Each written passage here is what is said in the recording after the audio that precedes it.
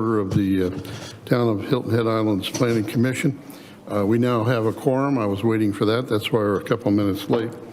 We will start with the call to order and then the Pledge of Allegiance, if you will. I pledge allegiance to the flag of the United States of America and to the republic for which it stands, one nation, under God, indivisible, with liberty and justice for all. Thank you. May I ask, Karen, are we in compliance with the Freedom of Information Act? Yes, sir, we are. Thank you. We'll start. We're swearing in two members of the commission, Mr. John Campbell and Mr. Mark O'Neill, and the swearing in will be by Mr. Josh Gruber. Good afternoon, Mr. Chairman, members of the commission. Mr. O'Neill, Mr. Campbell, if you could please join me down here.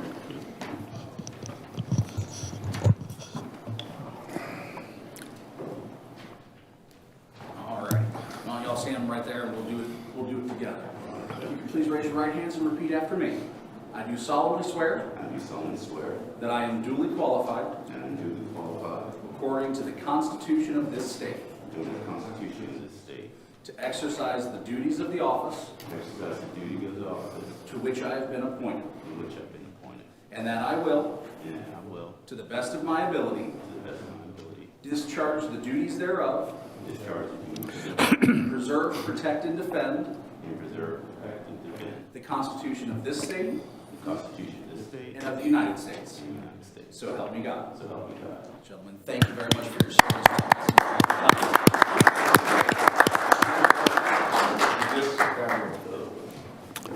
Karen, may I ask you to call the roll?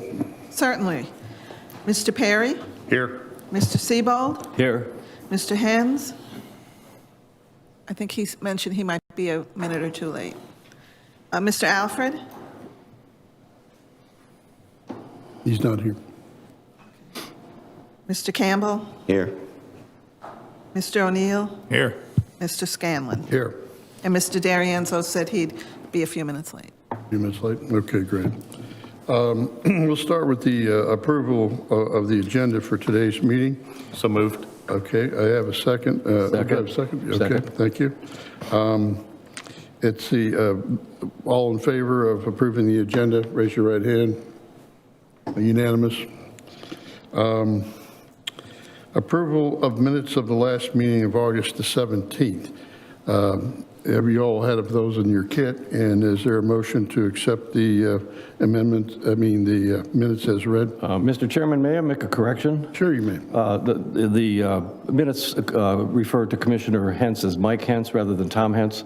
So with that change, I would move the approval of the minutes. All right, staff, you've got that, I hope. Thank you. Yes. May I have a second? All in favor of approving the minutes of the last meeting is unanimous as well. We have, next on the agenda is appearance by citizens. Karen, do we have any? Mr. Skip Hoagland had signed up to speak, sir. I don't see him in the audience. Okay, fair enough, thank you. Thank you. So is there anyone else that's going to plan to speak? He had to pre-register, right, and for speaking? Okay, fair enough. All right, we have no unfinished business before us today, so we'll move into new business, if you will. The first one is the Mid-Island District and Tract presentation by Sean Collin and Missy Lewick.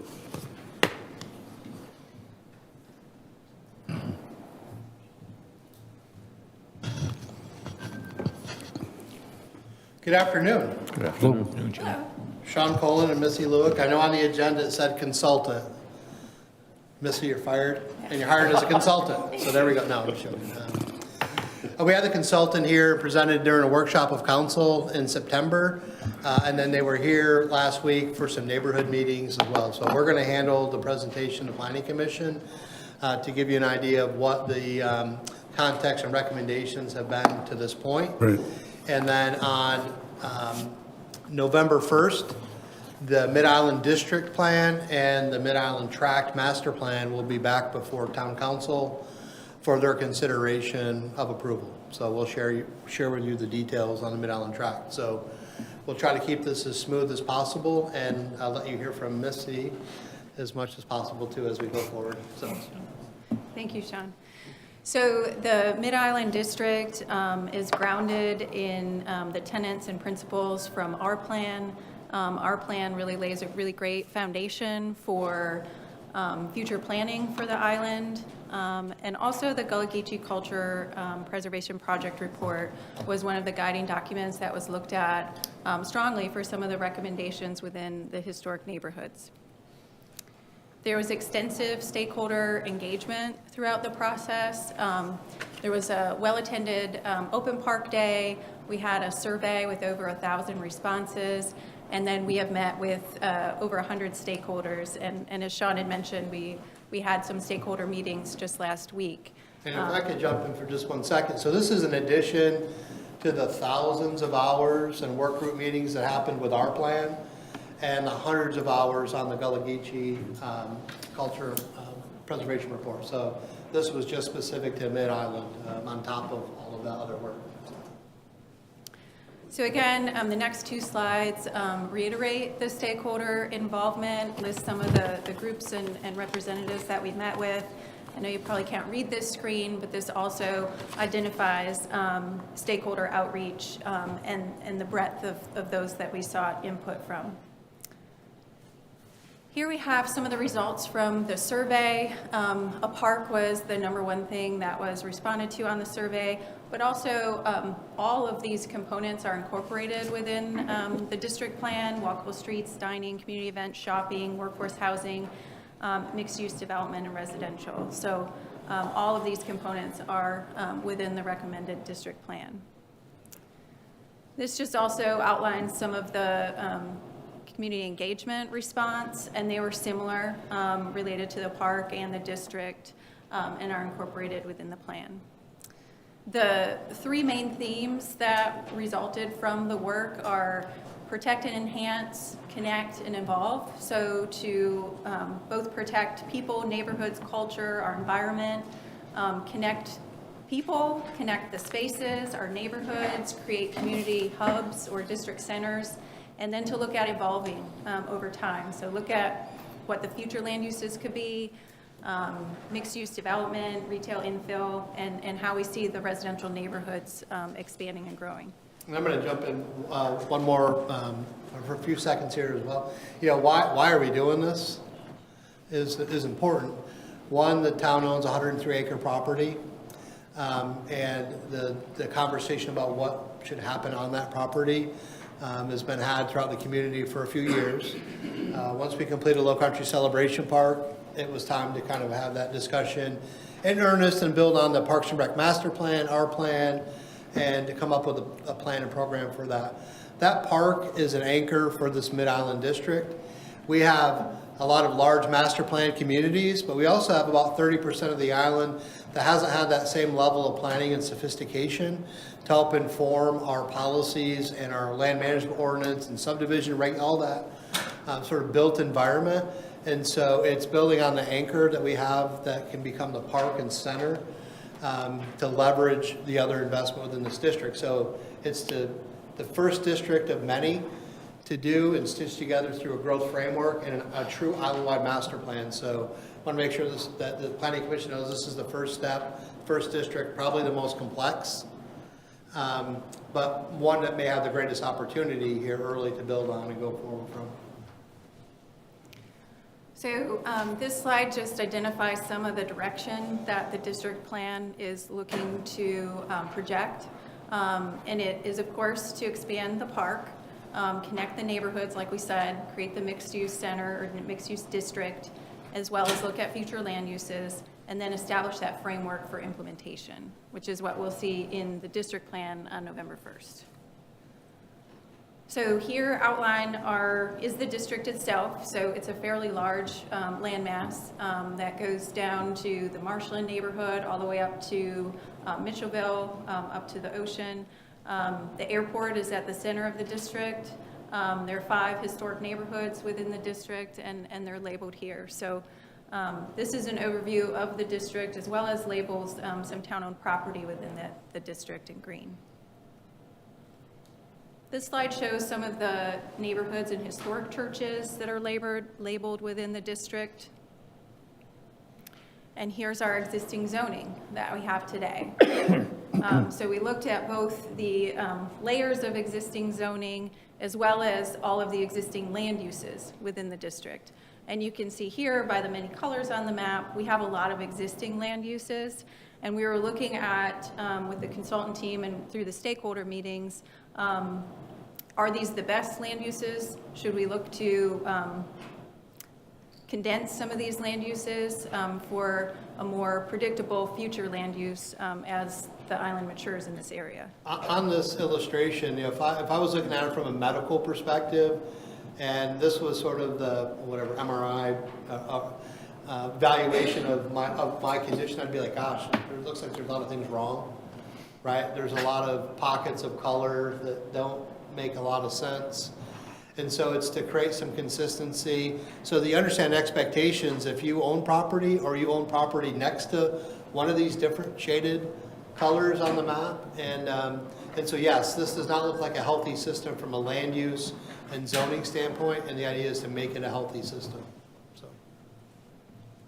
So this is where we get to the evolve part, where the plan looks at condensing those land uses and looking at a possible future land use map that would include mainly what you see in the center is a new mixed-use district or district center area, consolidating some of the residential and neighborhood commercial areas, a retail service lodging area that borders Dillon Road and the airport.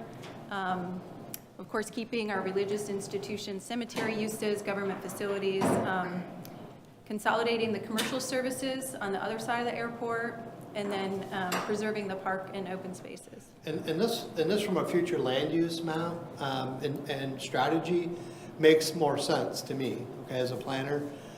If you look at the green shaded areas, those are parks and protected areas. And then the yellow are residential neighborhoods that could have some neighborhood commercial that's consistent. But if you look at the green and the yellow combined, that to me looks like a nice, healthy community. And then the concentration of mixed use district center in the purple, the airport is the airport with some support in that pink color. It just seems more cohesive. And if you took the land area from the green and the yellow, it's a significant majority of property in there that's preservation and protection of neighborhoods and the environment. So it allows you to do some more intense use in the district center in those areas around the airport. A question just right on the airport. Airport expansion, would it change the lines here around the airport with the expansion?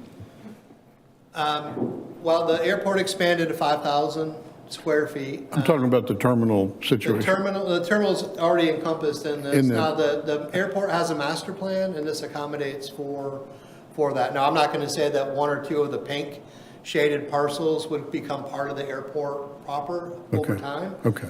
But that's not what, right now, we're not dropping that. Current expansion plans would be within the blue area. Correct, yes, sir. Thank you.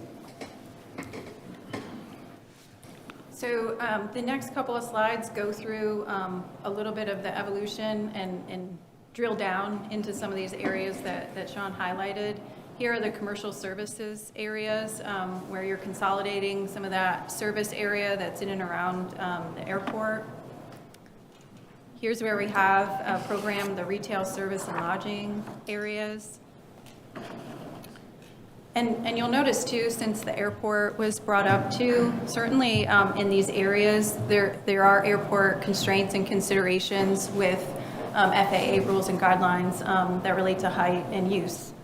So those would all be factored into future development. And so that one there with the red or pink, salmon color, whatever we call it, it makes sense in those areas because of some geography constrictions to provide a transition between public space or neighborhoods and that higher intense space. So that's why you don't see a lot of it on here, but it's strategically placed to provide that buffer and transition. And also the location of this district in its relationship to the Mid-Island Tract and the new park is also strategic in that there could be some services that could support the park as well. So here you see highlighted the new mixed use or district center in purple, and then the residential neighborhood commercial areas are highlighted in yellow. And then we'll fold into the district center itself. Each of the three main areas, the district center, the neighborhoods, they all have some goals that guided how those sections were reviewed. And the district center really focused on compact, walkable neighborhood patterns, more of a hub, a public space, an anchor, and a mix of uses, sidewalk, good complete streets within these areas, probably integrated parking or structured parking, and really looking at the context of the area to support that, that mixed-use environment. We have for a long time, through our code and maybe even attitudes, really moved to a suburban style of development, right? So we drive to everything, it's surface parked, it's a lot of horizontal, taking up a lot of land horizontally. And I always say, if you think of a string on a map and you say, there's some hubs that make sense to increase activity because you want to have more than one single use. So if you pull the string up on the map and say, here's where we want to have activity, the string has to get shorter in some other areas. So when we go back to that green area, preserve and protect, there's a lot of protection within this district that would lead us to have these more high intense activity centers, these hubs that can deliver these things beyond the traditional suburban style. I want to drive here and then I'm going to leave here, I'm going to drive 200 feet down and park here. It's this mixed use compact development, making sure we're protecting and then enhancing activity where we can, or makes sense. And Sean, how far along are we on the parking plan? Is there much that we can see there in terms of number of spaces, density, the rest of it?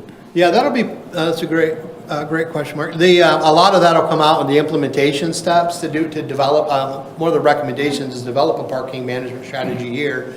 We have one for, with a parking management company for our beach parking that we're currently working with to help manage that system. But I think if we're going to be intentional with public investment and maybe public streets within the, maybe Port Royal Plaza is something different with some public streets and reconfigured Northbridge as well. But a parking management strategy there that makes sense on street, some maybe some small tiered parking, smaller lots that are mixed in and not these monster asphalt lots could be part of that strategy. And we've had some there was some preliminary market evaluation study done as this concept program was brought forward. And since the workshop on September 14th with council, they've done a much more detailed market analysis to understand how much of these types of uses could be supported by the market. And that'll help determine parking and ratios and all that. So that'll be part of the next thing. Thank you.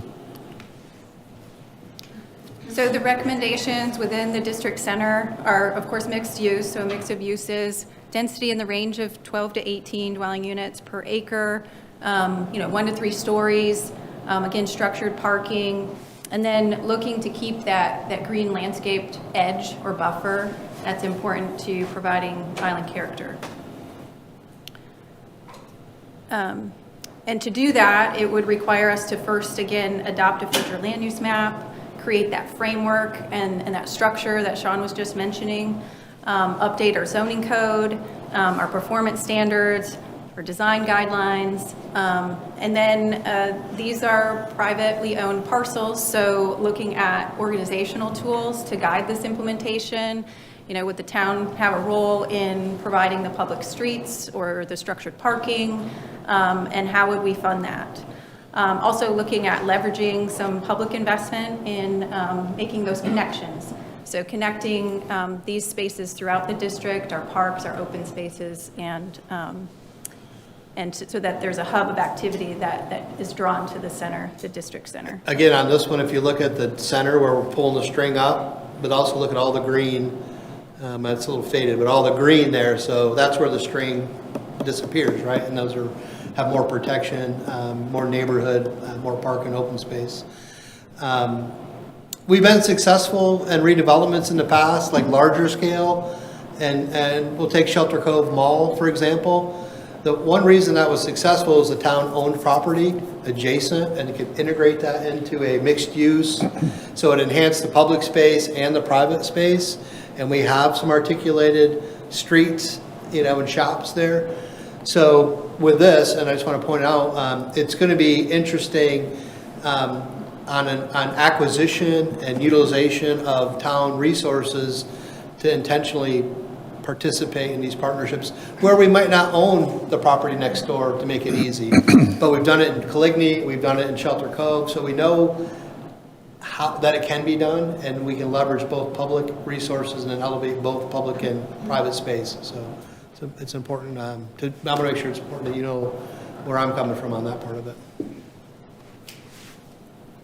Here is the district boundary kind of zoomed into the district center area. It's Northridge Plaza, Sea Turtle Marketplace, and Port Royal Plaza. And here again, you can see the ring of green around it that's highlighted. And again, here's the mixed-use center that we're talking about, where the district center is. These slides show some of the street network opportunities and where we might look to enhance. The circles are where we might enhance some intersections, enhance the connections and connectivity are the pink arrows. And just looking at overall connectivity through there in our existing road network. And we have a corridor study underway that will look at the entire William Hilton Parkway corridor from the north end to Sea Pine Circle, and include Palmetto Bay Road, a few other secondary roads, for this pattern book and consistency for crosswalks, intersections, connectivity. And so this will all be part of it. It's one small segment. But the good thing is we're in the same consultant and a lot of the same team members. So that will all be translated into this Mid-Island section. Maybe this is a little different, but still within that main theme of the overall program. So this slide shows a concept of how we might integrate William Hilton Parkway as more of a feature that goes through the two public spaces, the Mid-Island Tract and Ashmore Tract, and not just bisects them. So reimagining it and making the parkway part of the park, and offering some more landscaping, and it feels like you're going through a park in this space instead of on a highway. So we're looking at gateway opportunities as well as additional enhanced intersections here. This shows some of the surrounding development and destinations such as the library that are within the vicinity of the district center. And here are some of the trail connections that are proposed to offer connectivity to the green spaces as well as our main arterials, major and minor arterials. And here it all is on one map where it shows how we could integrate all of that additional planning to achieve this as a hub and direct layers of traffic, transit, biking and walking to this center, as well as to the park spaces. So then we looked at some of the existing uses and future capacity of these sites. So here are the parcels within the district center outlined in red. And here is imagining different uses, configuration, and capacity within these areas. This envisions a different street network, a more connected, mixed-use development pattern on these sites. And what's circled there are some of the new intersection types that would accommodate more of a urban feel, more of a placemaking environment where you could have a mix of uses and some street activity in these areas. And this was based on some of that, I would say the preliminary market analysis or assessment. And the program was built based on kind of what was projected that would be supported from a demand standpoint. And then they're refining this a little bit. So, one of the pink buildings might become a yellow building or something, but there's some truth in the ability to implement this based on current market conditions.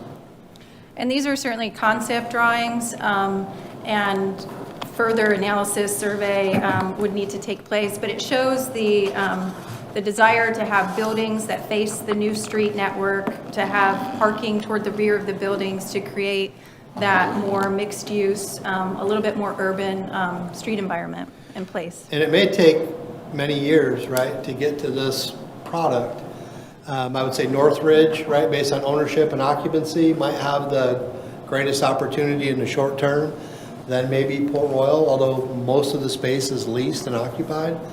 And then Sea Turtle, which much of the property had been redeveloped, but not all of it. There's still some opportunity for some additional space, maybe residential, that could be programmed there. So, you know, as you move forward, you lay the foundation on how things be intentional. What's the partnership opportunity with the town to articulate some public streets within that, and other investments? Does the town have an acquisition strategy that can help acquire and leverage over time to make things happen faster? So there's a little bit of timing, but over a long period, this is the idea of how to articulate and build more meaningful mixed-use space that can accommodate this type of product. So this is a rendering that shows what that could look like from an aerial perspective, and shows the green that would be established to maintain the buffers and the adjacent use buffers. And you can see the street canopy on the new streets that are proposed, and how it could look. There's a couple other renderings that show some different angles of how this could build out. And here's a character image that shows what it could look like. And this would be one of those areas that had a street intersection where you're looking at mixed use, 1 to 3 story, really a placemaking location, could have on-street parking, a different type of streetscape environment to really foster mixed use and placemaking environments.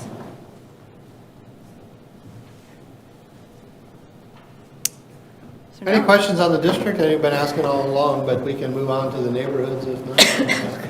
But so this right here, if you were to sort of drop yourself in the middle of North Ridge Plaza, in the middle of the parking area, this could be kind of the contact and aesthetic there. You know what I mean? Then you'd have these street fronts and activity and open space and outdoor dining and events and everything. So a little bit more meaningful than that suburban, large surface parking, big box strip center. So. Do you have more slides to go through?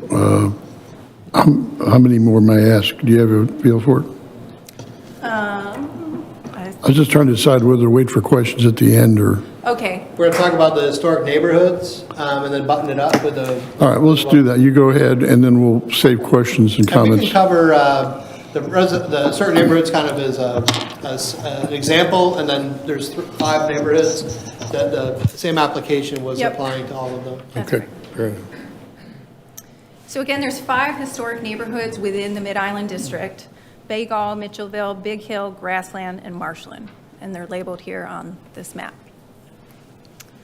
Again, one of the guiding documents was the Golikichi Culture Preservation Project Report, which really looked at allowing additional density in the RM4 zoned areas and historic neighborhoods, looking at reducing some setback and buffering, as well as some open space requirements for subdivisions.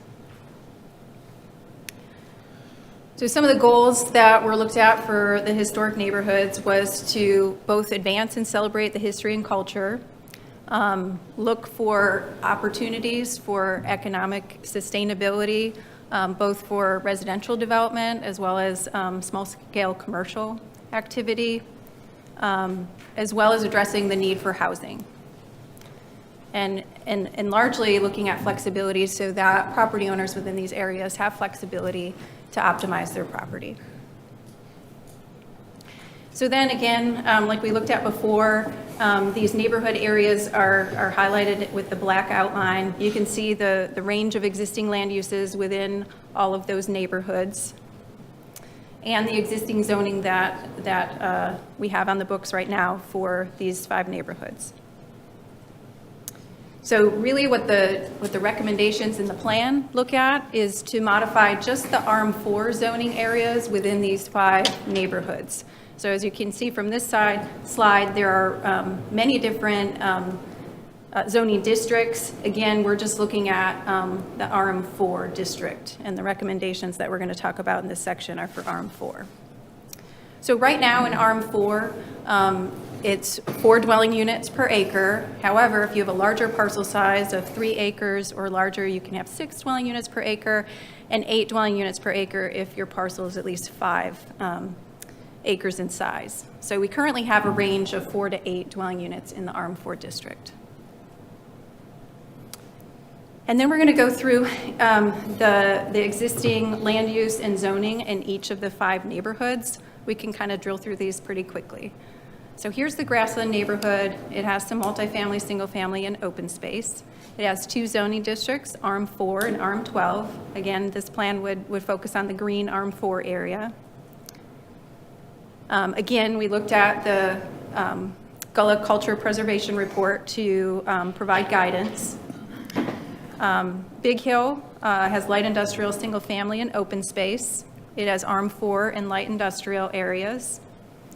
And again, we're looking at the RM4 areas for the recommendations in the report. Mitchellville has quite a few existing land uses, as well as the most existing zoning districts within this neighborhood: RM4, Mitchellville, RM12, light commercial, and Parks and Rec. Again, the application of these recommendations are in the RM4 section. And here's Bagel. There are utilities, single family, recreation, and open space uses.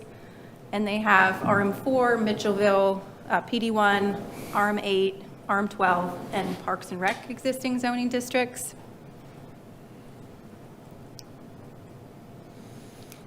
And here's the Marshland neighborhood. It has a range of uses and existing zoning of RM4, light commercial, marshfront, and light industrial. And I want to make a point on the density, the origination real quick about the 4, 6, and 8 units. It's been on the books for an awful long time, and before the acceleration of the sewer master plan, it used to be had a 1/4 acre lot to have a septic tank and drain in a drain field. And so it was an incentive to consolidate property to connect onto the sewer system. By going to 3 acres or 5, you get that density, the ability to build additional density. You'd have to connect to sewer, but it didn't penalize someone that could only do 4 units an acre. But as we've accelerated the sewer plan and are pushing for 100% connection, we're not really raising density. We're creating a more consistent development pattern, and rather 4 next to 8 or 4 next to 6. It is, you can have 6 to 8 dwelling units, and we'll get what we're finding that number with some neighborhood commercial. But if it's 4 to 6 or 6 to 8 on this property, and I'm the neighbor, it's 6 to 8 on my property, 6 and 8 on Missy's property. So it's not 4, 6, 8, or so it's creating that more consistent development pattern. I just want to make sure we understand the context of why it was on the books, why, what was the origination, and that this is consistent, but not necessarily just raising density, providing a better, more consistent development pattern, and increases opportunities, especially for properties that are smaller than 3 acres. So like Sean just mentioned, the recommendations for the historic neighborhoods in the RM4 districts currently is to allow neighborhood commercial opportunities or expansion of home-based businesses, and a mix that would be, you'd have 75% residential and 25% would be that commercial opportunity. And then to look to expand the density in the RM4 parcels between a range of 4 to 6 dwelling units per acre. And to do that, we would look to create those uniform development patterns and create standards to ensure that that pattern exists throughout the neighborhoods. We would make an amendment to allow for the additional density. And then we would look at calibrating setback and buffering and open space requirements also through an amendment, but also making sure that we're still achieving island character in those amendments. And then the mix again for the commercial opportunity is residential at 75% and commercial at 25%. And really from the character images, the neighborhood commercial is smaller in scale. and is really a neighborhood-level kind of service opportunity within the neighborhoods. So the planning team looked at some of the existing densities within the historic neighborhoods in the district. Here's an example within the Grassland neighborhood where you can see an existing development that's 5.7 dwelling units per acre. The parcel size itself is about 3.12 acres. And there's an image here of the unit and what that looks like and feels like. So the plan or document shows examples of neighborhoods that are right around that 6 dwelling unit per acre, and allows you or the reader to look at what those neighborhoods look like on the ground. Here's one in the Mitchellville neighborhood. This is a 44 single-family unit development on 8.36 acres, and it rounds out to being 5.2 dwelling units per acre. This is a duplex development called Tidal Bluff. Currently, it's zoned RM12. It wasn't at the time it was developed. It's 30 duplex units on 5 acres, and it rounds out to be 5.9 dwelling units per acre. This is in the Marshland neighborhood. This is within the Marshfront mixed-use zoning district. And this is 23 single-family units, and it rounds out to being about 4.4 dwelling units per acre. Can I ask you a question on that real quick? Sure. It looks like it extends into the marsh, It does what now? the lots. It looks like the buildable lot area extends into the marsh. Is that taken into account for the usable building area? Yeah, so you would have looked at where the tidal wetland boundaries are and the buffer that you have to set back from that. And so that would have been reviewed during development review. And while we're on this one, we went on a tour this morning with town council and a few others, some media. And while this one of the few that we've looked at is the least dense, when we toured them, it seemed like the most dense, right? So we talked about performance standards and site planning is going to win here. And so making sure that we have that right calibration. So it's got to be density with the other parts of the site planning that are make this appropriate. So One other, since we're on this one, has clear cutting been brought up with any of the changes in the density in the areas you've talked about? yes, Yes? To eliminate clear cutting? yes. Okay. Yeah, to go back to a stricter, more comprehensive look at natural resource protection on subdivisions. Yes, sir. Please continue. So here's a character image of what these neighborhoods could look like. You can see a community garden that could be some of that small-scale commercial opportunity, but you see a mix of smaller homes, and this could exist within the densities that are being proposed, a neighborhood area such as this character image. So now we get to the last 2 slides with way too many words. But these are the majority of the recommendations that the plan is recommending, starting with the adoption of a future land use map. So that creates the palette with which all of the rest of the policy framework would come from.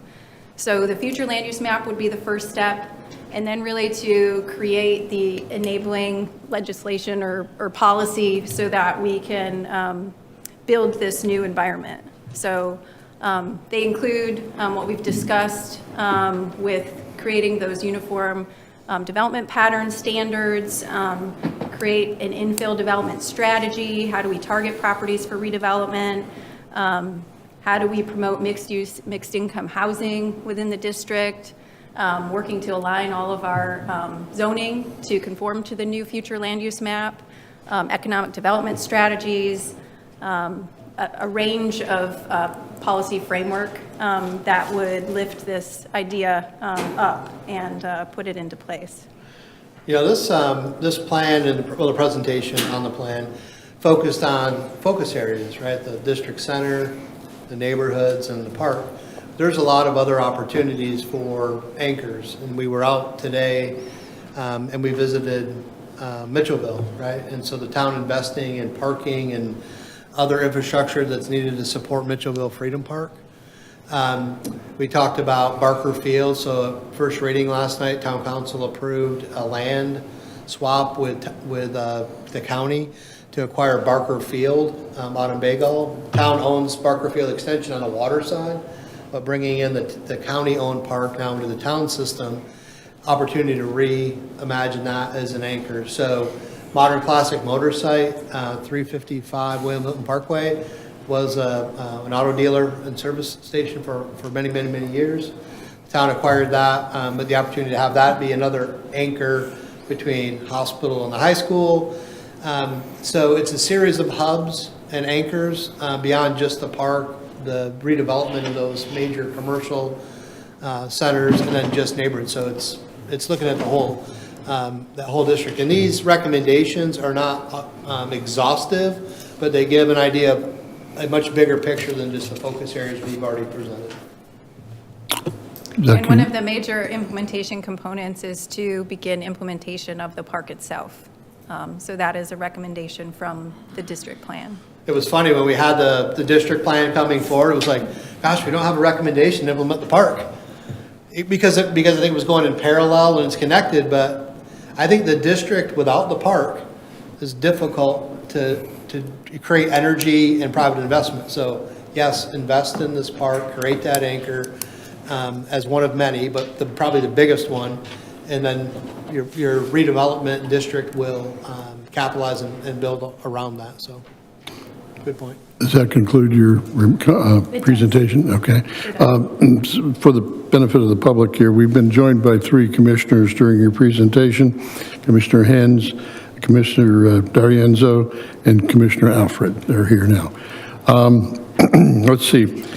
In terms of discussions or questions, let me call on the members of the panel here. Mr. D'Arienzo, do you have any questions or comments?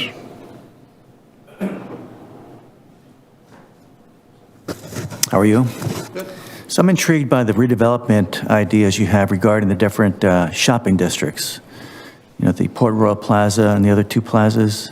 So what you're presenting there, the character sketches and the conceptual plans, those are 20, 30-year looks into the future? I think it's to understand from a conceptual standpoint what they could be, understand the attitude and appetite for certain mix and density and intensity levels, and then to be able to move forward on implementation strategies to move toward meeting those expectations. So a lot of the property that's privately held, what we're saying is, let's talk about moving from what's there today to something that probably is more relevant in today's market, is probably a more profitable arrangement for the owner. And then we're going to intentionally be involved in public space and enhancements to bring it together. Not only that, but we're committing to investment in the Mid-Island Park, which, again, I don't know the number. The range at council was somewhere between a $50 and $70 million long range, right, implementation through phasing, investment in that area. So it is, we can comfortably market and say, here's the new development levels that would be entitled through the LMO, through the zoning change. Here's the expectation from a performance standards on kind of the look and feel and relationship with the public space. And I think if we make an investment on placemaking and in areas that residents would be proud to visit and patronize, then visitors will come, it'll generate more excitement. So it's a framework. So is it safe to say that those are long-range capacity analysis that could be phased into over time? They could be, and they might not look exactly like what was shown in that capacity, but it gives us enough information to calibrate the policy and the land management ordinance, subdivision regulations, so that can happen where today it can't. All right, thank you. Mr. Perry, do you have any questions? Yeah, just, can you talk about the input that you received from those within that area? Absolutely. So we did meet with stakeholders, both on the non-residential, the commercial space. And, and some of it is we don't currently have the policy framework in order to make it profitable, right, to reinvest in some of that space. And so I think this provides the opportunity where it's not a penalty to reinvest in something different, right? So it's always been sort of single-use, uniform suburban. So it was positive, and it's always comes back to timing. If someone's just invested, $20 million in a commercial center, they're probably not out the next day trying to figure out how to implement this plan, but they know that they can incrementally get there. We talked to many about the historic neighborhood recommendations, and again, because it goes back to our plan and that Golikichi task force report, we've translated all of that work and input into the recommendations that are now in part of this plan. We had some additional meetings last week. We presented at the Golikichi task force. We broadcasted. A lot of people viewed it online, and then we had a meeting at the library. Wasn't a lot of attendees there, but I would say that the comments we received were positive and in favor of moving in this direction. Okay, Mr. Siebold. I don't have any questions at this time, but thank you, Missy and Sean, for your presentation. You did a great job. Yes. Mr. Hens, anything you have questions or comments? Yeah, it was a great job. Wonderful presentation. Very exciting. This is wonderful. I hope it's not a 20-year plan, but a quicker implementation. Did you say that the park itself would cost 50 to 70 million to develop? I only mentioned it because it was mentioned in another public meeting. Depending on the phasing, I don't know how big a bite of an apple phase one would be. But if the council commits to the program, the master plan for the park, then it'll be work with schematic design, more fine-tuned cost estimation, and then council will ultimately, as part of the budget cycle and capital program, decide what they want to do in a year 1, year 3, year 5, how long it might take. Because we also have to put together the funding strategy, short-term and then over time, to be able to implement. So the estimates, because council asked for it for that September meeting, we need an order of magnitude cost. We need also an order of magnitude cost for each phase and how you'd implement it. And so there's a logic and sequence to what they presented. And there's also some a la carte options, like you could do this, but if you want to add this pavilion or this option, so there's a little bit of a range in each one. So long answer to say yes, the range seemed right around 50 to 70 million over a long term. Now, we spent 14 million in the park at Low Country Celebration Park at 10 acres. And so at 100 acres, right, 10 times that, we're at a much lower per acre cost. And we can accommodate a lot of programming and opportunities in each phase and then not impact that phase with the next subsequent phase. So there's ability to get it underway at phase 1, have some opening use of the park, and then build around that and not disrupt it for a long, long period of time. Okay. With the historic neighborhoods, I'm curious what the percentage of that property would be that's heirs property, and then how does the redevelopment work when you have a percentage of heirs property that's likely pretty large? So in the Golikichi task force report, part of the recommendations included mechanisms to try to address or clear property. We don't publicly say, here's who owns it and here who doesn't. Here's properties that aren't owned through heirs properties. But the town just adopted or authorized creation of a community development corporation to help us assist historic communities, neighborhoods. So there's some funding mechanisms that are now in place that can help. And by this district plan, it creates an opportunity for property owners to be more sustainable in the use of their property. So if it's just residential, and that's because we've heard that, right? I'm happy I have a house here, that's all I need. And then we've also heard we would like to have the ability to sell some small wares. I heard at the meeting at the library last Monday, someone makes their own barbecue sauce. And I was like, man, I can't wait to try it. And he's waiting for this opportunity to be able to make barbecue sauce and sell it at a little spot on his property that is his family's owned for generations. So there'll be more devil in detail as we move these things along, but there wasn't an objection to the concept of consistent density at a little higher level for the lower, smaller properties, and then this neighborhood commercial home occupation. Okay. Anything else? Mr. Alfred? Yeah, sorry I'm late and missed the beginning of your presentation, and perhaps you covered this. Is this proposal designed to lead to changes in the LMO and the zoning ordinance, or is it designed to seek developers for these particular types of projects that you showed on the screen? That's a great question. And no matter what you said, I was going to, yeah, I covered it before you got here.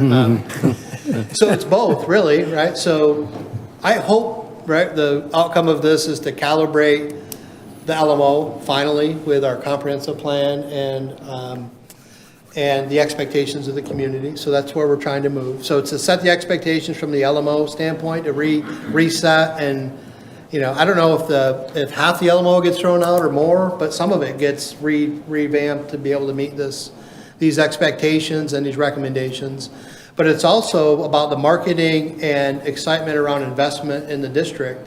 So to be able to go out and say, with these changes, here are opportunities that you don't have today, but you will have through the entitlements to reinvest, to come up with a different program and concept for commercial mixed use.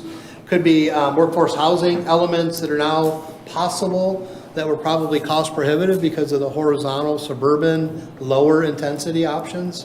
So yes, absolutely. LMO changes and then intentional economic development activity that would be intentional to promote, to move this thing forward. Thank you, Sean. Yes. Mr. Campbell? Yeah, just one quick comment. I know we went through this presentation, Golikichi Task Force. I know Mr. Cromwell said this too. I know you had Silly Tub up there as one of the slides, and that was approved before this was a town. And so I'd just like that. And I'll say that development would be approved based on even the current, right? Because those are 3-acre lots. It's less than, it's almost 6. We took a tour. That was one of our stops today. And we got a lot of positive feedback about Silby Tub, especially in comparison to some of the others, right? Even though it's maybe a slightly higher density than some of the others we saw, you're like, gosh, I really like that one. And some of that was the pride and ownership and upkeep and maintenance of that facility was second to none of the properties that we looked at today. So it's a great model that could be repeated, not just in Grassland, but in other areas. Yes, sir. All right. Mr. O'Neill? Yeah, just a couple of chicken and egg type questions, Sean. You mentioned the mix and the density issue all the way through this thing, and I will admit that I couldn't follow it, but I'm sure somebody is. But in there, at some point along the way, someone is going to have to talk about, well, this change to the LMO and this density figure helps a certain group and perhaps creates problems for another. And I think clarity of that pretty early in the process is very important. So that's more a comment than a question. But and the second one is, just as chair of the Capital Committee, another chicken or egg, right? Is it the policy and procedure stuff that you got to make the decisions on before you can make the capital decisions? And can you comment at all on the timing of both of those, especially capital? Because yeah, that's a great question. And I did a presentation with Jennifer Ray, our capital program administrator, for an OLLI class earlier this week. And we talked about the process about using our plan as sort of the guide. And then we get into our strategic plan, our strategic initiatives, how that informs budget.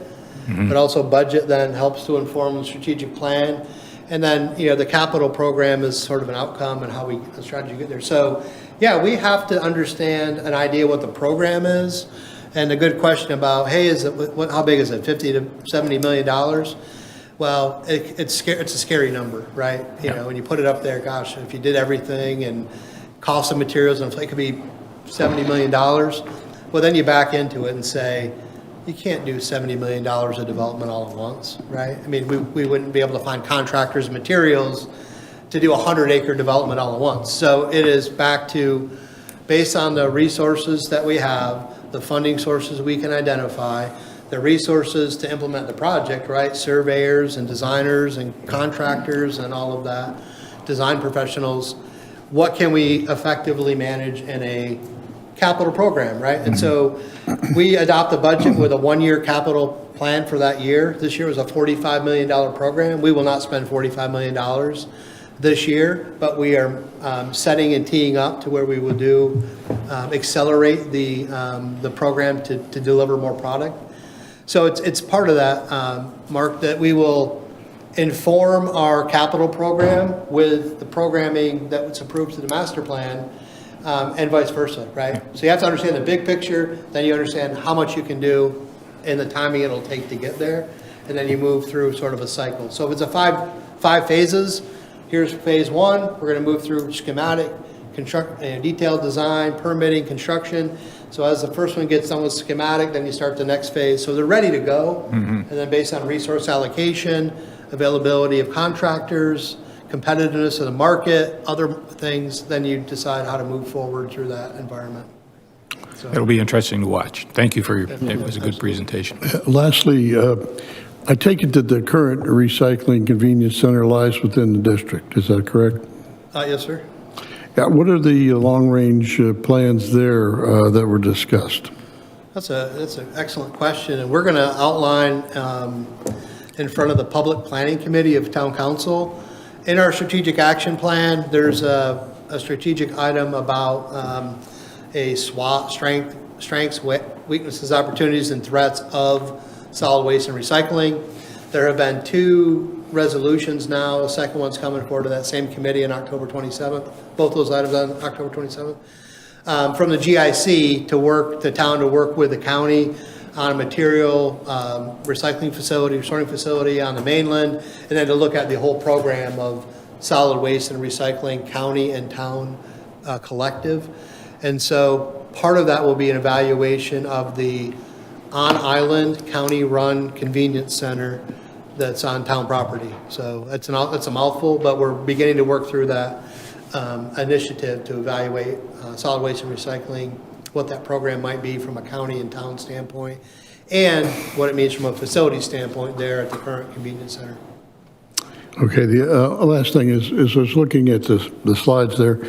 Is it part of the proposal or the plan that you would widen the median on William Hilton Parkway right near the Mid-Island tract so that it looked like your lines were going into Parkland area there? Is that part of it? It was so again, concept level, the idea of I understand that. having the roadway go through the park a little bit more. It's just a concept. I don't know if there was strong support from council to shift a couple lanes of the parkway further into Mid-Island, but it was shown on that concept drawing that's been. And the full purpose of that would be just to widen the median for landscaping for people coming on the island? To kind of shift it from like a 4-lane divided highway, even though it's a parkway through there, shift it from a 4-lane divided highway to a little bit more integration of the experience as you travel through the park. Right. So not just being in there on your bike or on foot, but if you actually traveled and got to experience some of the park. So Also, one real small thing, but inside the main part of the park there, it looked like you had pathways. It didn't seem like to be one continuous round pathway in there. It seemed to me that for joggers and other people that it might be better to have a kind of a circular situation so you can take a long walk or a jog or ride your bike or whatever. I just noticed that and I just thought it seemed silly that we didn't have a complete loop there. All right, I thank you, Sean and Missy, for your presentation. This is for informational purposes to the commission, and we thank you for the detailed presentation that you provided for us. Thank you. yes, sir, you're hired back as a full-time. Okay. All right. Mr. Chairman, Yes. when we did the appearance by citizens, we did not speak about the portal, the online portal comments. and we have some representatives here who submitted that comment that would like to speak. Yes, absolutely. I've read that comment that was on the portal, and I was very interested in it. And is there a spokesperson for that? Hi, I'm happy to have this opportunity to speak with y'all. Would you identify yourself for the record? Sorry, yes, I'm Elizabeth Mace. This is my husband, Keith. We're representing the Oceanwood Property Owners Association. We have some other members here on the row. Keith and I are full-time residents here, and we live at North Forest Beach Court, which is part of our development of 13 homes. And 3 streets over from us is Capri Lane, and at 6 Capri has been built a huge structure. Do you want to show the photo? I'm sorry, we don't have a presentation, but Keith does have a photo. It's our understanding, I don't know if y'all got Yeah, if my you little... provide it, we'll pass it around. We did. I don't know if y'all were able to see that. Yes, we did. Okay. Yes, we did. I'm not going to read the whole thing, but basically, we have loved Hilton Head because of its preservation of the neighborhood, the beauty of the island, the low signage, and this is anything but. This looks like Myrtle Beach, and we're very concerned about it. It's our understanding that it's 5 parcels of property that have been conjoined. Believe me, I don't have all the information. It's just kind of what I've heard. We've done some sleuthing, but it looks like it's an individual that acquired 5 parcels. This may be a joint amenity. It looks like they are maybe going to try to book this per rooms rather than per home. I don't know how this got in under the radar, but certainly everyone that I've talked to, every neighbor, every friend, I'll say, go down and look at 6 Capri. And they go down and they're shocked because it's so antithetical to what the neighborhood is. And so our concern is, how did this happen? How do we prevent it in the future? Why is it allowed that so many parcels, it looks like so many parcels were combined for one, what we keep calling a compound, and how was this structure, which we understand it was called a playground, that somehow they got around zoning issues by calling it a playground, which of course the North Forest Beach zoning laws, when they were formed, would have been way before somebody could foresee, a 30-foot water slide, couple of water slides, I'm sorry, 26 and a half, yes, foot water slide. So we are really looking for your help in how to prevent this. Well, first of all, thank you for speaking up, and thank you for sending in. I was a well-read piece that you sent us, and we appreciate that. Mr. Vice Chairman, any comments or thoughts? Yeah, so when I read it today, I Googled 6 Capri Lane, didn't see that. I was hoping to get by there today before the meeting. Well, go by. I'm shocked. We will. Yeah, go by I'm and honestly look at it. shocked by that. As you can see, all of our expressions up here, when you showed the picture, it was like, that was recently built. Has it been opened up yet? They're just finishing it? I think we need to really find out from town staff what had transpired with this, because that's, I don't see that in the realm of being acceptable. Any other comments from the commissioners? They want to get in on this? I just wonder if there was a permit. That was pulled for this. I couldn't tell you. We need to I find, would assume yeah, we need to do so. some research. Yeah. There are 2 permits posted on the property. Yeah? But neither one explicitly calls out a water slide. Yeah. It looks like a garage, but I think it's It looks kind of like when you go to a hotel and they have a pool bar and it has an accordion door that goes up at the snack bar. That's what it looks like. And there's Sounds like fun, but not there. There's a courtyard. I mean, you just need to go over there and look at it. Yeah, Nicole, do you want to, can you office? Exactly. Do you have anything to add to this? I was just going to add that the staff is aware of this. They did pull a permit. It does meet all of the town LMO requirements. It meets setback buffers. It meets the maximum height. And we have added it to our list of LMO amendments to address this so it does not occur in the future. How about as a design structure? Yeah. Do we not have any oversight on that? On the what, I'm sorry? Design, the structure, the design of what can go there? Have you seen it? I have seen it. Okay. I've been by there.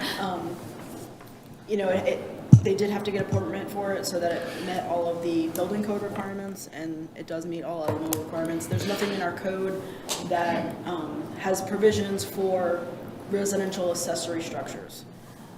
Is it within zoning requirements? It meets the zoning requirements. It looks to me like they're trying to put together their own little hotel there. Yeah. Like I mentioned, we did add it to our list of LMO amendments.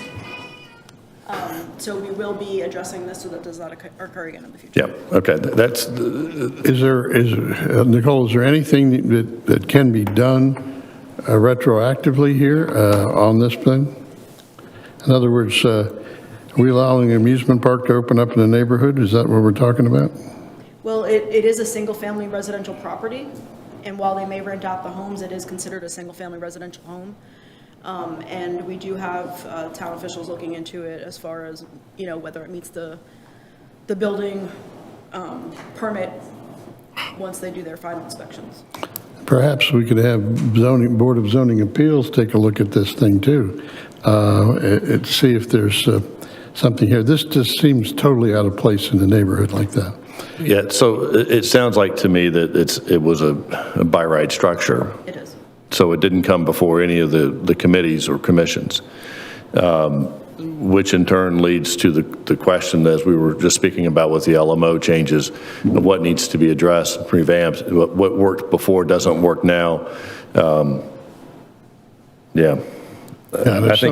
would say that we need to send a message on this. Absolutely. If somebody gets away with this, then you're going to have an awful lot of copycatters. They're going to be looking at how to do it with their properties.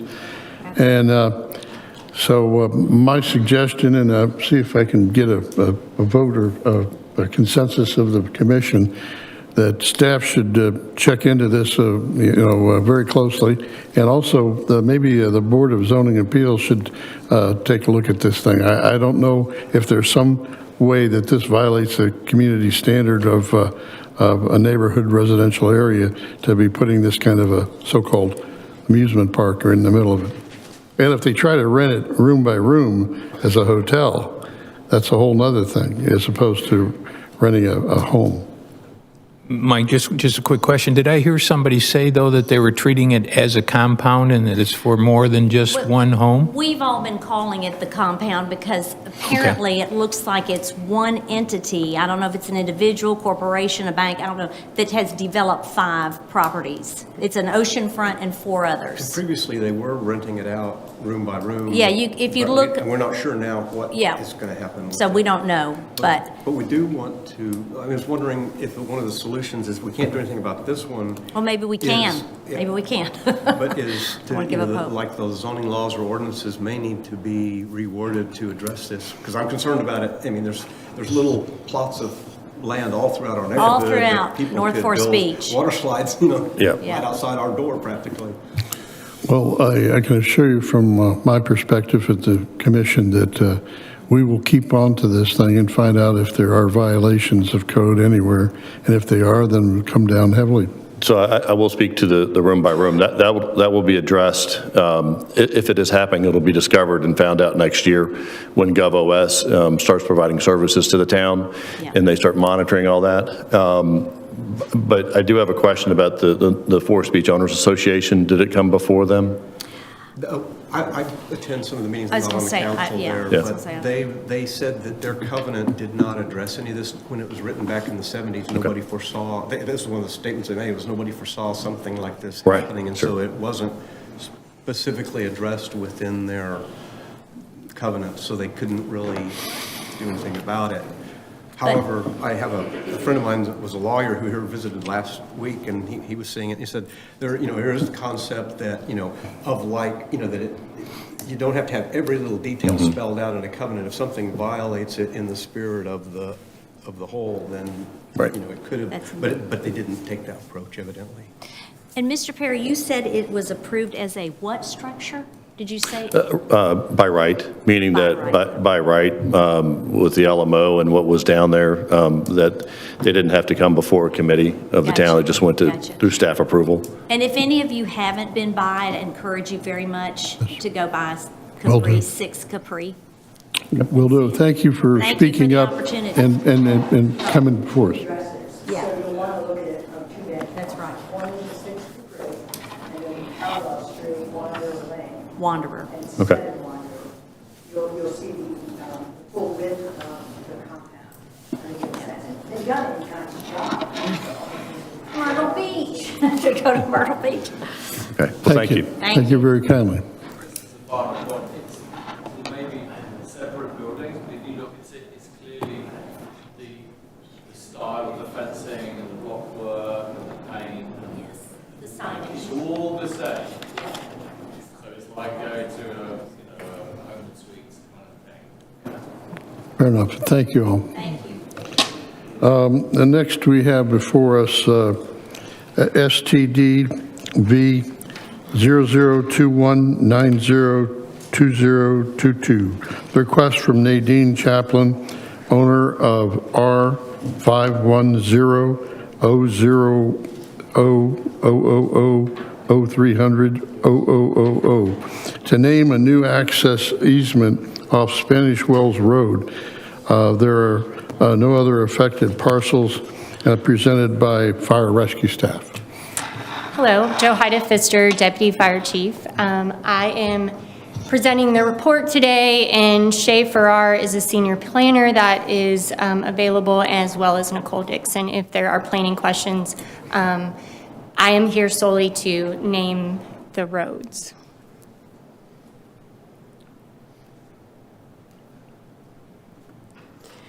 All right, so Hillnet Island Fire Rescue, on behalf of Nadine Chaplin, proposes to name a vehicular access easement, Nadine Manor. It's located off of Spanish Wells Road. Nadine Manor provides direct access to the possibility of 9 dwelling units. Staff recommends that the Planning Commission approve the application based upon the criteria that's outlined in the LMO.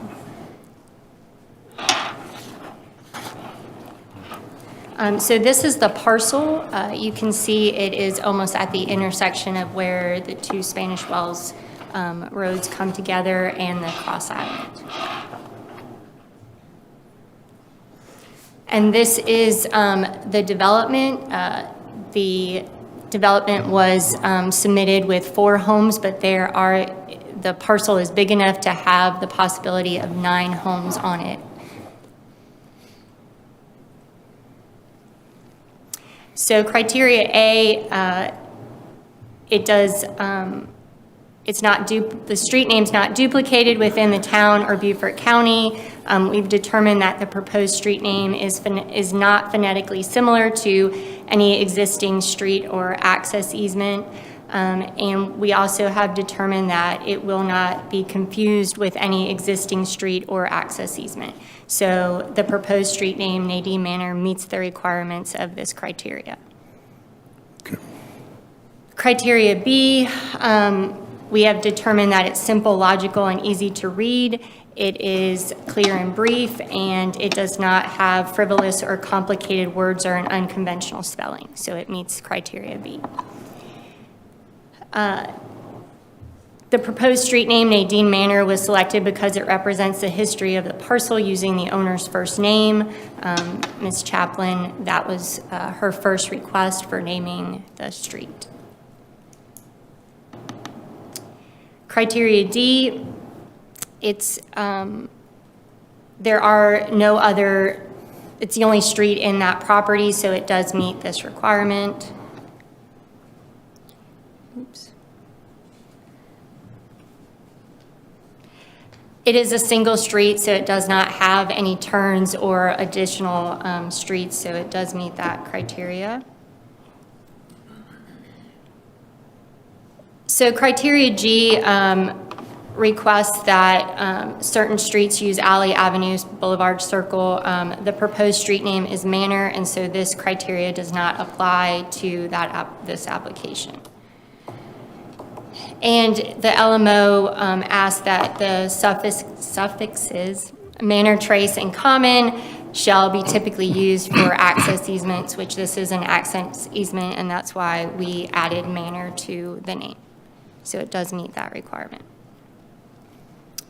The subject street is not broken into 2 streets, so this criteria does not apply. And so in summary, that the street name has been vetted and meets the correct criteria set out in the LMO, and I will be happy to answer any questions if you have them. Commissioners, any questions or comments? No, we're along the line. All right, thank you. At this point, I will entertain a motion. Move approval. Move approval. Is there a second? Mr. Campbell, seconds. All in, You need public comment. oh, yeah, that's right. Are there any Yep. Yeah, I'm sorry. Are there any members of the public who want to comment on this particular proposal? Seeing none? Yes, I will. Yes. I'm actually representing Untitled Chapter, and I'm her brother. And she sent me here all the way from Frankfurt, Germany to make sure that this get approved. And if it doesn't, I cannot go home. So I think you want me to go home. You don't want me to come up here and have to talk to you again and try to get something approved. So I'm just asking you on behalf of my sister, please do the right thing. We'll put you down as for the proposal. All right. Still move approval. We have an approval. We have a second from Mr. Campbell. All in favor of approving this particular motion? Raise your hands. Any against? All in favor? And we have a unanimous vote on this, Karen. And thank you for the presentation and your comments, sir. All right. Next, we have the STDV 0022052022 request from Brett Callahan with Hilton Head Acquisition Partners, LLC, to name a new driveway located at 15 Wimbledon Court. The affected parcel is R510-000-000-1205-0000, presented by Fire and Rescue. Yes. So again, I am Joe Heidefister, and on behalf of Fire Rescue and the Hilton Head Island Acquisition Partners, we propose to name the vehicular driveway Memories Lane. It's located off of Follyfield Road, and it provides direct access to 9 buildings on the parcel.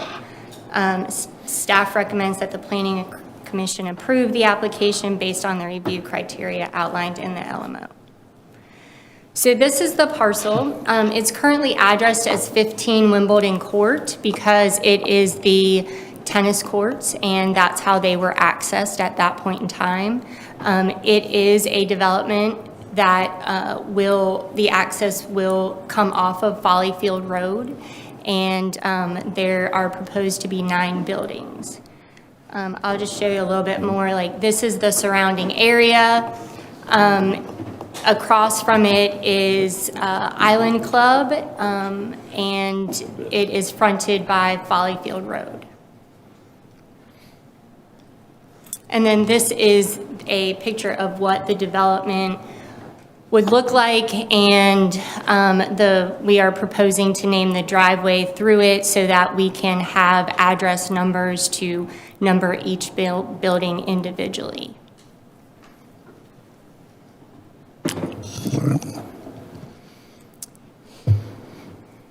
So we have vetted the names that they proposed. They are not duplicated within the town or the county. They're not phonetically similar to any existing street or easement, and it will not likely be confused with any existing street or easement. The proposed street name, Memories Lane, meets the requirements of that criteria. We have vetted it, and it's simple, logical, and easy to pronounce. It is clear and brief, and it does not include frivolous or complicated words or any unconventional spelling. Memories Lane was selected because their description was that the reason for visiting the property represents nature and will create memories. Okay. The proposed,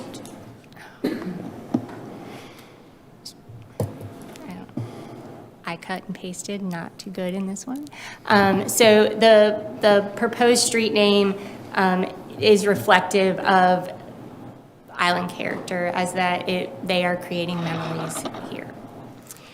The proposed Memories Lane, it does not continue through any intersection. It does not make a right angle turn. It is all one length with that little circle in it.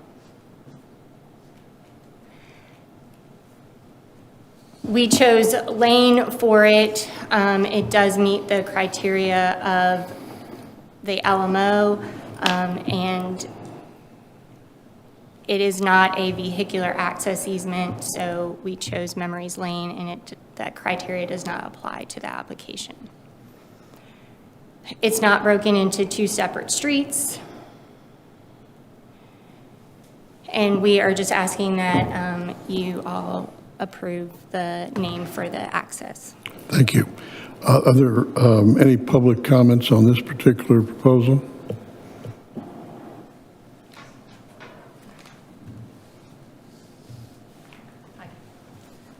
My name is Karen Berkey. I live in Folly Field, which this lane is going to connect onto in 2 points. I have neighbors here as well. That's just our concern.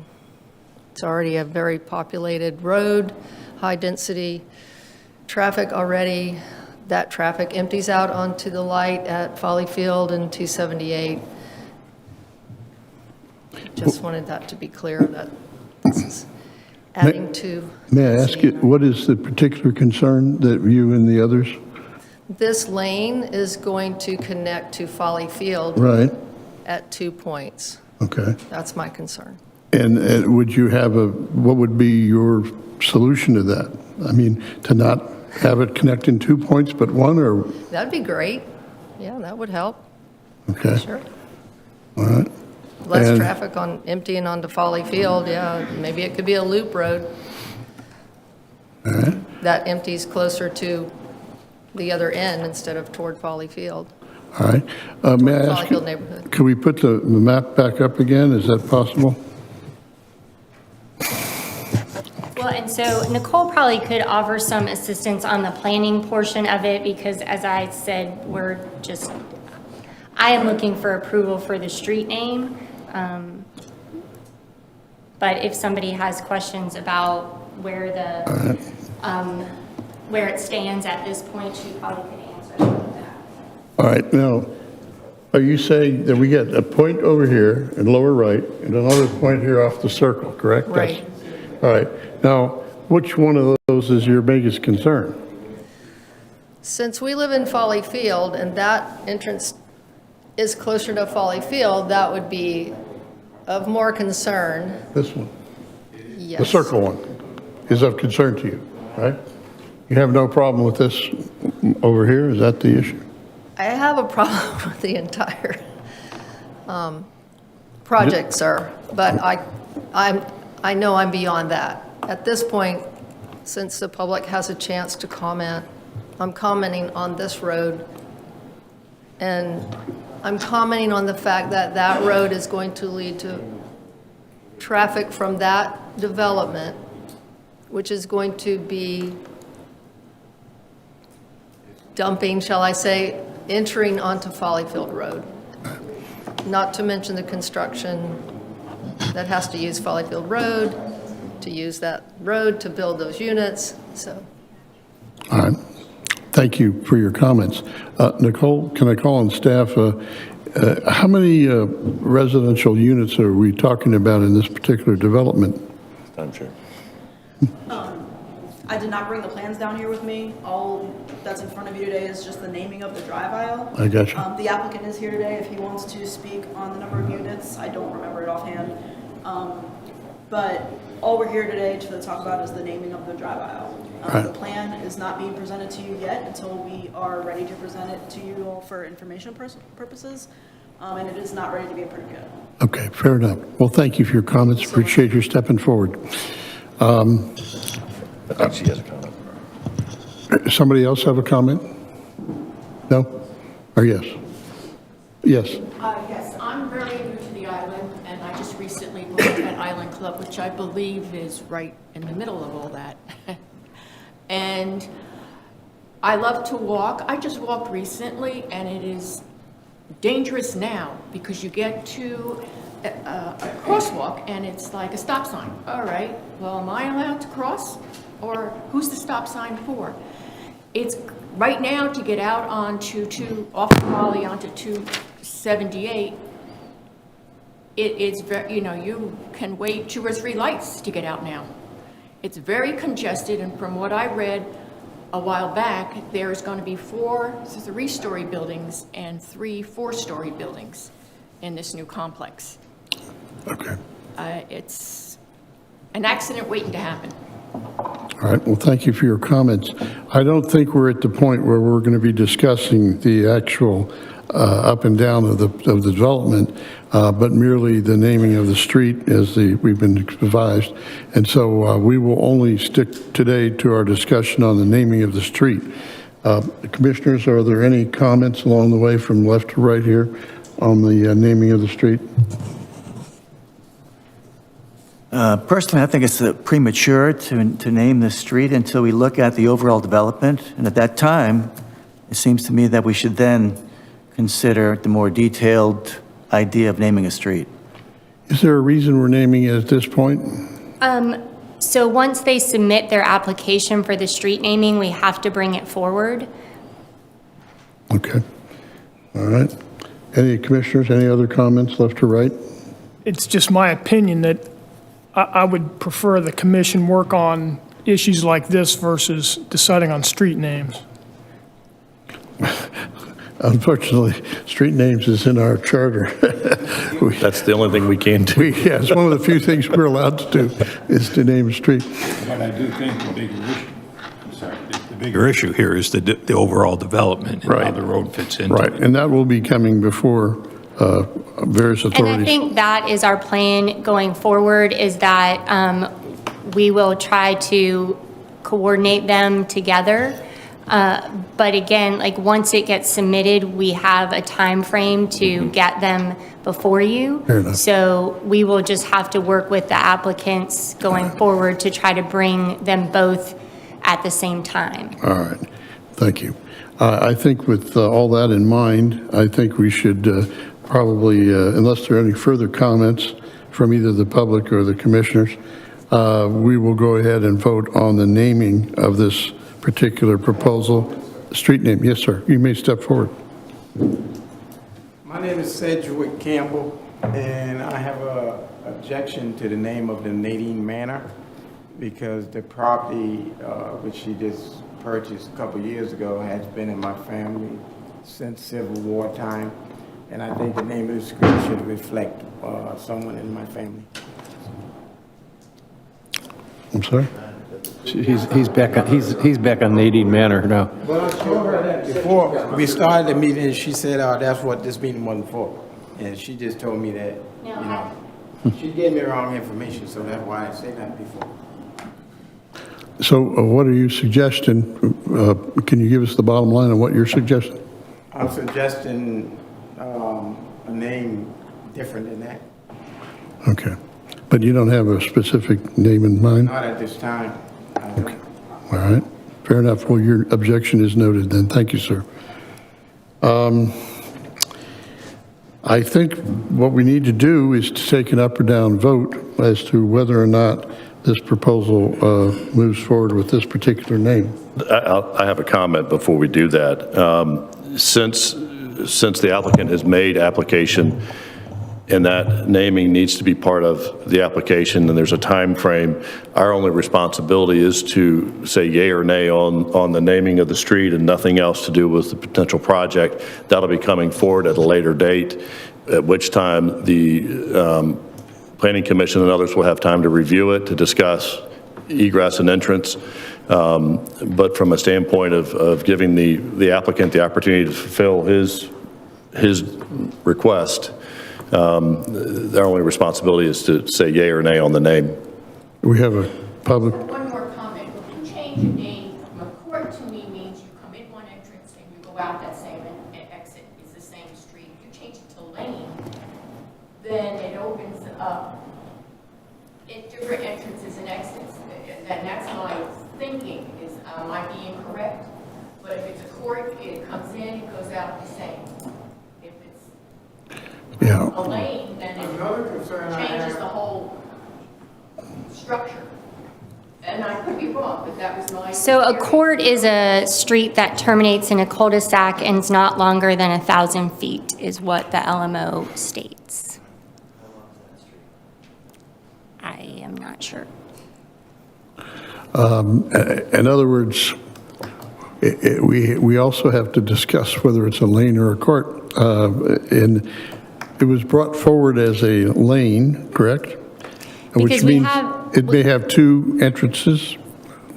So we have the Alley Avenue Boulevard Circle Court Extension and Parkway have specific things that they have to go to. But drive, lane, place, road, street, or way can be used on any street that we are naming as long as it's not, it does not meet one of those criteria.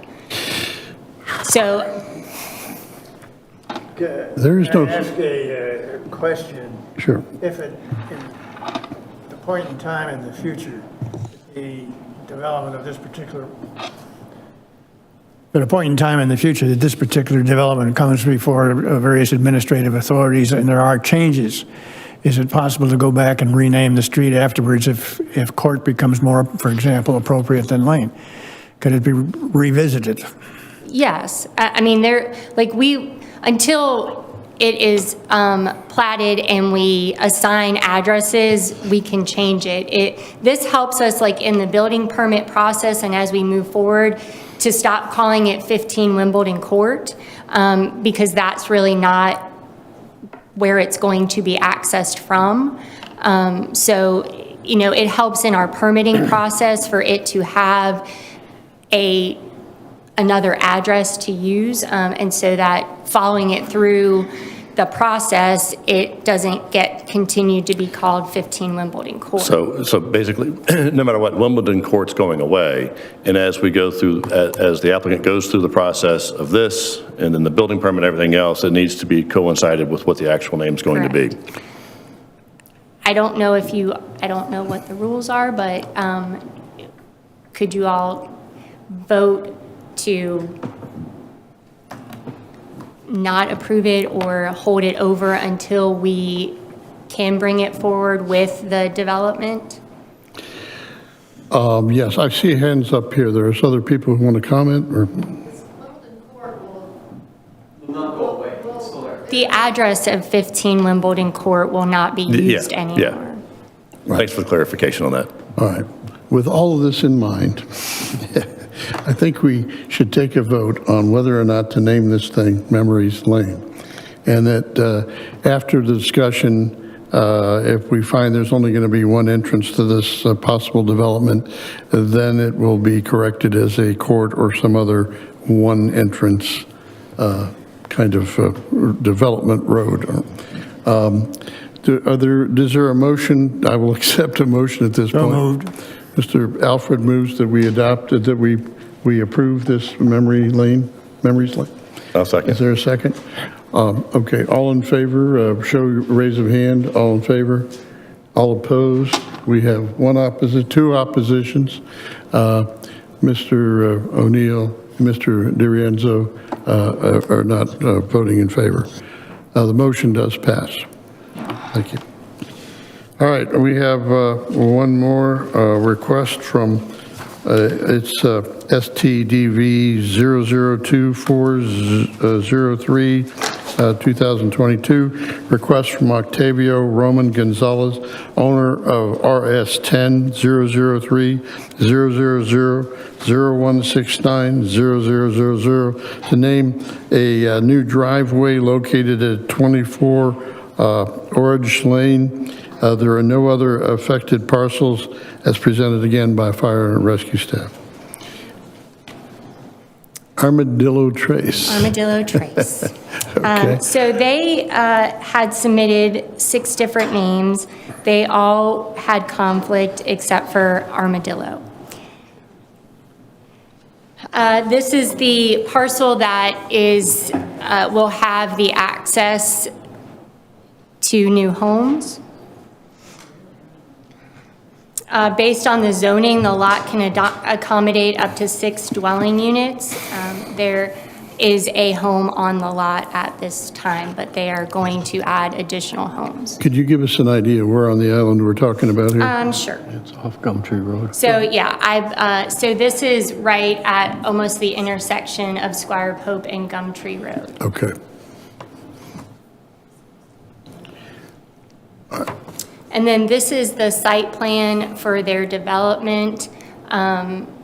They are adding 3 additional homes to the side of the lot that will get the street name. Okay.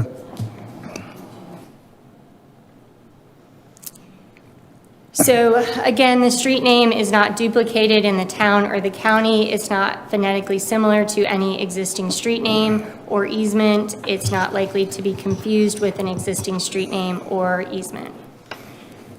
It is simple, logical, and easy to read and pronounce. It is clear and brief, and it's not frivolous or complicated. It does not have frivolous or complicated words or unconventional spelling. The proposed street name, Armadillo Trace, was selected because it represents an animal that is prevalent on the island. Armadillo Trace is the only street that provides access to the subject properties. The screen's very touchy. It does not make a right angle turn. This does not apply to the application because it is not, we did not choose any of those. We went with, even though it is not, it is a driveway, but we are naming it because we need addresses to give it. And in addition, in our addressing guidelines, once there are more than 2 homes off of a driveway, it becomes hard for fire rescue to determine the multiple addresses that are off of that. So once there are more than 2 homes, we ask to name the driveway as we would an easement. All right. It's not broken into 2 separate streets. And again, we just ask that it meets the criteria that is set up in the LMO, and we ask for your approval. Thank you. Are there public comments, sir? Yes, I'm Representative Orange Lane. I'm one of the tenants that lives there. My name is Anthony Jackson. And I've noticed a change on this street name that we're talking about just now, and I'm trying to get an understanding of my property versus the new street name. And what it is, my property is, there's an easement to get to my property through Orange Lane. And if you see where the property is designed, it's going to show that he's going to have a piece here and I'm going to be beside him. What I'm questioning about, is that going to change my name, which is original name Orange Lane from the family members 100 years ago. Okay. We had this land for years. And this guy just got a piece of it. But we're concerned about 34, the part on the left side as you approaching this new name he's got brought up here. The access will only, it will name this piece right here.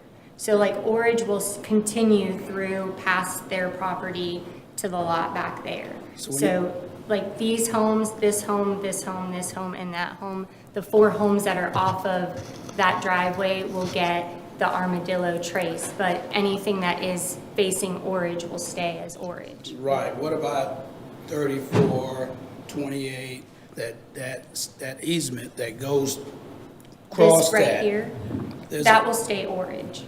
Like the one anything. that's been there for 25 years will stay Orange, even though there's an easement across his property to get to it. Yes, because it's the intersection. So like that easement that is Orange right now, that continues back, will stay Orange. Okay, what are we talking about? This is, That's going to be very confusing to me this is because all orange here, right? when you talk Yeah, about this is the packages, new Armadillo here. UPS, and when they put a sign up at this Yeah. point here, It will probably go right at this intersection right here. So that driveway I'm not sure will where that become. section is at. It's kind of small there, I can't really see what it is. No, sir, It's kind of confusing when you get down Orange Lane where it bends, if you're so familiar with the this property. is your, we're. I'm actually on the left of that, where your pin at. Here? I want to say somewhere in that, I can't read the word. This is orange right now? That's Orange Lane, okay? Yeah, all right. And so from here on is what we're talking about for Correct. Armadillo? Yes. Yes, So- where it goes to the left, that curb, Here? will that name change? No. No, not So he has to, as part of his project, he has to improve his access and make it 20 feet wide and an all-weather driving surface. So it will look like a road at that point, and there will be a street sign that goes at the intersection of Orange and, This, is this now a paved road here, Orange? No, it's No, a it's private not. dirt road. It's been like that since day All one. right, but it says here, this is to be replaced by an all-weather, yeah, they just have to make it an all-weather driving surface. So, like, they will make that section to be all-weather driving surface. who's they? The person that is improving that parcel. Okay. Yeah. So, so this will be improved here all the way up? It's only improved on their parcel. Okay. And so this is the part that will be Armadillo over here? Correct. All right. So Is they would it- have to maintain that piece themselves. Well, as on an access easement, which that Orange is, typically each part of the easement is owned by an individual. So this parcel goes across what is Orange Lane right now. So as part of them putting the home on the other side, they will improve and maintain their access that is Orange and then goes to Armadillo. So the people who live on Orange, if I was to set up an agreement with the people of Armadillo to maintain that access that he's going to do. Yeah, that access, it will be maintained. It provides access to homes that are beyond Armadillo. So like that homeowner cannot take away the access that is already Oh there. yeah, but I'm talking in future, if something happens to that access, there's potholes and all that stuff, make sure that you need to be. Yeah, I mean, they would have to work that out amongst themselves. Yeah, my next question is this, is there a fire hydrant anywhere around here? Yes, we recently put one down a little ways on Orange. So it's back, like towards Gumtree. Towards Gumtree? Mm-hmm. It's about in the, like, Will it be within 1,000 feet? It'll be within 1,000 feet of the end of this Armadillo Way. All right. Is it Mr. Jackson, right? Yes, sir. Mr. Jackson, do you have a problem with it being named Yes, sir. Armadillo? Yes, I'm asking that you guys don't approve this name. We want to keep it Orange Lane. It's been like that for 100 years. And the people that's moving in, we feel like they need to stay up under that name if they want to live there. All right. I Thank do you. not have addresses. The problem is that I don't have Orange Lane addresses to give them. And in addition, by the addressing standards, once you come off Orange, all 4 of those houses back there cannot be Orange. We will not, it creates a difficulty for us that once we pass that driveway, like there's 4 addresses back there and they're all Orange Lane then. And it makes it hard for us to find things because once you get past 1 or 2, you're passing the numbers because the numbers are gonna go, say it's 20 and then those are 22, 24, 26, 28 that go that way and then I understand. We've had this problem with Firethorn Way down on South Forest Beach not too long ago. Let me ask you, could it be called Orange Court or something like that off of Orange? I was getting ready to get to, but go ahead. So I mean, typically, the landowner is who proposes the names. Right. So I think that we could go back to the drawing board and ask them, but like typically, whoever owns that piece of property is who submits for the name. And these were the names that they chose. So, Mr. Jackson, have you talked to the landowner to see if he would do Orange Court? No, we don't talk like that. We don't talk like that. We've been having a little back and forth over that. So what I'm suggesting, we do go, if anything, we would submit that Orange Court, since it's in that circle back there. And I'm sure we can come up with numbers from 1 through 40. Yeah. There's only gonna be 4 houses back there. Right. We 28, 34, 36, he's applied for 27, which is a circle back there, that's all it is. We've argued about the fire department coming in and making a U-turn. Right. But apparently it hasn't passed because they're putting all these fences up everywhere, and it's creating a big issue back there. All right. So we come in with a new name, that's gonna interrupt me getting UPS, packages, because they used to come down Orange Lane, but when they spot this sign here, before you get to my house, I see. it's a dead end. They're gonna change, the name changes. So they thinking I'm not back there because it's a new name. All right. That way they're gonna So put the just, sign. just to be clear, we're talking this. Yes. correct. Is this there now? A part of it is, because Okay. there is the home, that existing, it says existing mobile home right where your pen is. Right here. Yep. Okay. But What is his address now? That, It's an Orange Lane address right now, because they are the only home there. Yeah. So, but they will be changed once that drive goes in and the additional homes go in. It faces the new road, so it would get its address changed to the new name. But you can see there, like, what he's talking about is like Orange, like it turns and it continues back to those homes that are past the lot. right. Yeah. All right. Is it going to cause any significant problems if we were to go back to the proposed developer and ask him if the Orange Court would be an acceptable name? I can certainly try. All right.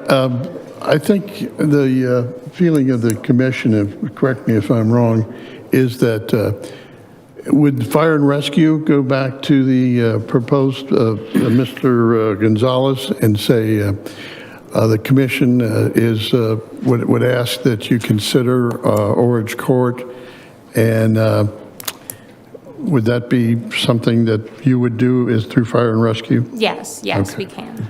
All right. I would agree with that, because one of the things that we're trying to do is preserve some history, and if we can get away with a court or something like that, then it meets that need, so. Sure.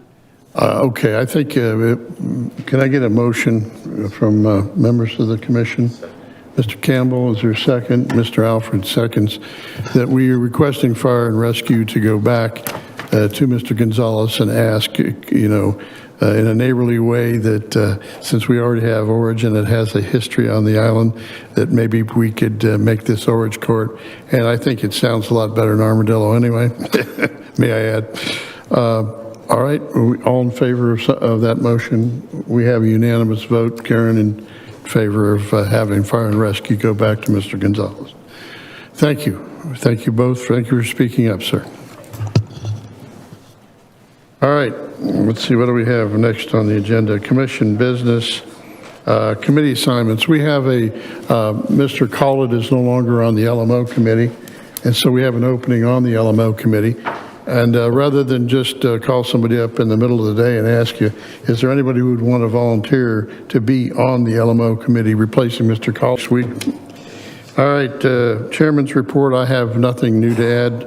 Are there any committee reports? CIP, Comprehensive Plan, Golikichi, LMO, Mr. Perry, anything there? Rules of Procedure, Mr. Alfred, anything new there? No. All right.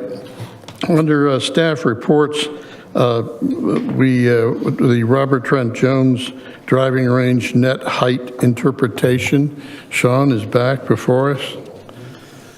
Thank you, sir. Gosh, I thought LMO might leave me out. No hands popped up. Apparently I have no volunteers, so.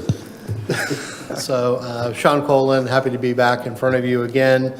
I just wanted to share with you my determination related to Robert Trent Jones driving range. It's been there for many years.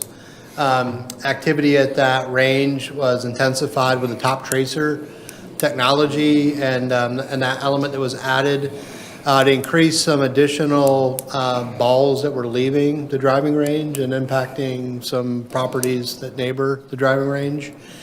And so we've been working over a period of time to come up with some solutions. There's been some really crazy net treatments. There's been some vegetation improvements that were made. And then some of the errant balls kept leaving the driving range. We met with the neighbors, an operator, and talked about some additional opportunities that they could take advantage of, including low flight balls. And at the time of the meeting, we said, well, there's a 75-foot height restriction in the PD1 district, and you could maybe go to the BZA and go and ask for a variance. Well, we reviewed the LMO a little more deeply. We did some research. The driving range at Sea Pines at Harbortown has been Bryson DeChambeau'd. And they elevated their nets there. And so under section 1610-102C2A, not to get too technical, of the LMO, I have the authority to determine that certain facilities, due to their operation intrinsic functional nature, that they can exceed that height limit. So we looked at some other operations, including the Harbortown driving range, and I've authorized up to 130 feet, that's what it is there, for the operator to extend poles and nets up to 130 feet. We've conveyed that information to the owner and operator, and I'm just sharing it with Planning Commission to let you know of my action and the message that was delivered to help mitigate that conflict between neighbors. So how high was it and how far are you going to go? So they had elevated them to the 70 or 75 feet maximum. They were a little lower. They added another panel, I think 20-ish feet through previous action. But it's not mitigating, it's not far enough mitigation to stop. I don't know if they'll stop every ball. So how high are you I said I would bring going to my father-in-law, who's not a very good golfer, and if anyone can hit it over the fence, it would be him. But Okay, so how high are we going to? That's they the can question. go up to 130 feet. We've let them know. I think they're going to take action to elevate to around 100 feet. I would like a full staff report on what golf balls are outside the net. I want to know the brand name and the little number on it, okay? That's probably an easy thing, Mr. Chairman, and that the adjacent neighbors let us know how many balls. Yeah, and are they Pro V ones or are they, I want to know the specific names of all the golf balls. You want to know which ones It'll carry be that from? Clearing the net. It'll be a Callaway with a red dot on it. I'm sure they're all legal balls. Yeah. All right. Thank you, Sean. All right, we have one last item, a quarterly report. Missy Lewick, please.